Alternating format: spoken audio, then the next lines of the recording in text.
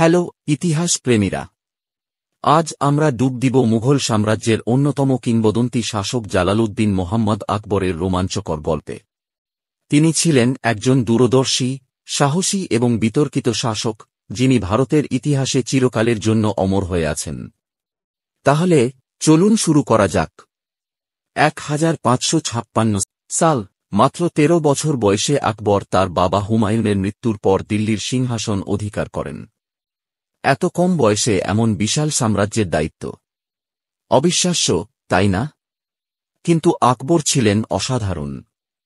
তিনি সাহস আর বুদ্ধির মিশেলে নিজেকে প্রমাণ করেন। একই বছর পানিপথের দ্বিতীয় যুদ্ধে তিনি শক্তিশালী প্রতিপক্ষ হিমুকে পরাজিত করেন।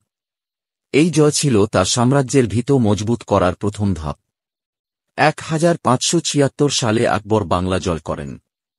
কিন্তু শুধু যুদ্ধই নয়, তিনি এখানে একটি অমর উপহার দিয়েছেন, বাংলা বর্ষপঞ্জি। হ্যাঁ, আমাদের প্রিয় পহেলা বৈশাখের প্রবর্তক ছিলেন সম্রাট আকবর। এই নববর্ষ আজও আমাদের সংস্কৃতির হৃৎপিণ্ড। আকবর ছিলেন একজন দূরদর্শী কূটনীতিক। তিনি রাজপুতদের সঙ্গে জোট গড়েন এবং সাম্প্রদায়িক সম্প্রীতির জন্য তীর্থকর ও জিজিয়া কর তুলে দেন।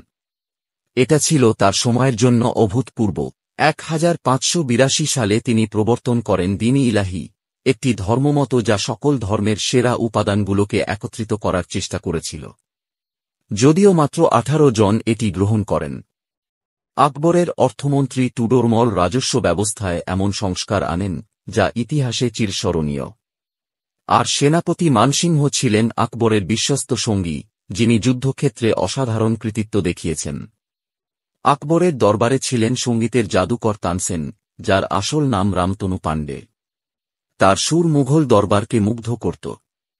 আর আবুল ফজল তার আইনি আকবরী গ্রন্থে প্রথম বাংলা শব্দটি ব্যবহার করেন, যা বাংলার নামের উৎপত্তির ইতিহাসে গুরুত্বপূর্ণ।